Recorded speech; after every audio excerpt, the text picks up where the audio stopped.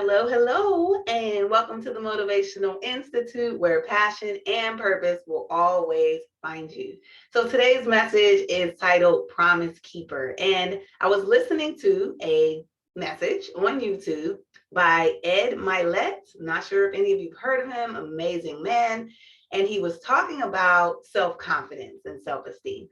And one of the questions that he asked was, what promises have you made to yourself and have not kept? So, what are your broken promises? Was basically this question. And it really had me thinking because I think for all of us, like we've been in a relationship, regardless of what type it is, personal, professional, where someone said that they were going to do something and they didn't follow through, right? We've had those experiences. But then I started thinking about the things that I've promised to myself, said I was going to do, and have not done, or have not completed or finished. And so he talked about how that when we break our own promises, for one, it starts to hurt our self confidence and our self esteem and how we feel about ourselves. And two, it kills our drive and our momentum. So I just want to talk real quickly about some of the things that we can do to kind of navigate these. And then again, how we can build up that support. So for one, make sure that you know what your why is. That's really important. And Eric Thomas has said this, Simon Sinek has said, what is your why? What's your motivation? What's the driving force behind that goal that you set? So if it's saving money, if it's the relationship with your kids, if it's losing weight, gaining weight, whatever, getting healthier, why is it important to you? And the why changes. So for me, some days my why is my kids. Other days I'm thinking about just my physical health and how I want to feel. Some days I'm thinking about 10, 20 years, down the line. And so the why is going to change, and that's okay. But it is important that you have one, because the why is what gets you out of bed in the morning. The why is what helps you push through when that goal presents challenges and barriers. So think about your why and know that can change, and that will change. It should. And then also think about what it is that you need to do to achieve that goal. So it could just be doing small things every day. I know that all of us want to be successful, and we are successful. If you're here and you're listening to this message right now, you are a success. But what is it that you can do every single day to get you closer to reaching that goal, to keep moving you forward? One of my favorite quotes is that we should not try to eat the whale whole. So taking small bites of this and doing small things that are going to help get us closer to where it is that we want to be. And what that does in turn is it builds momentum.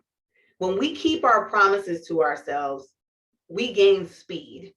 John Maxwell talks about momentum, and he basically says that momentum is like this. If you take a train and you put a train up against the wall and you turn the engine on and you press down on the gas, the train goes nowhere. It's already up against that wall. Okay, just think about this wall as the barriers, the things that get in the way of us keeping those promises to ourselves.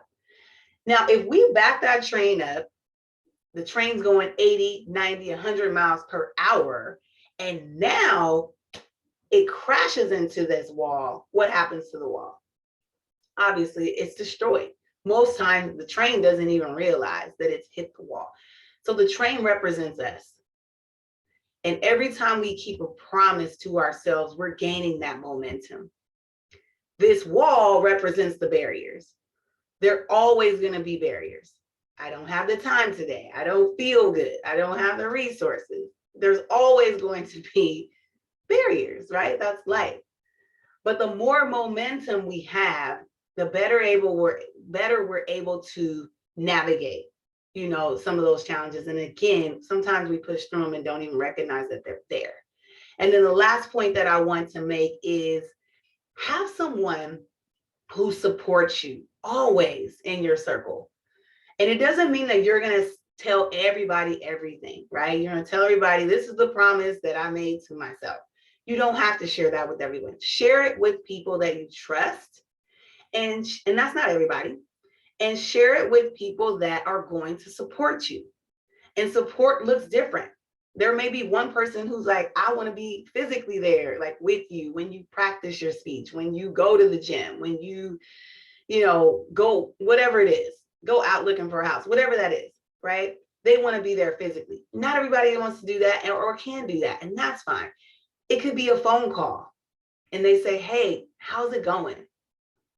What's your plan for the week? Are you meal prepping? What's your plan for the week? Are you watching your words? How do you plan to spend time with your children? How do you plan your self-care for the week? Or let's do some things together.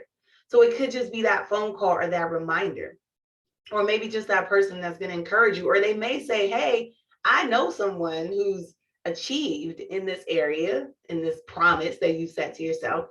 Let me connect you with them. So they could connect you to other people. So it's really important that we set small goals. We know our why. We set those small goals. We do something every day that's going to continuously keep us moving forward. And then that we build that momentum, because every time we keep a promise to ourselves, we are saying you are worth it and you deserve it. And you absolutely do. So I pray that this message keeps you all encouraged today.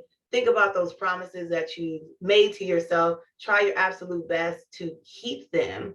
And no matter what you do, don't stop, don't quit, and do not give up. God bless you.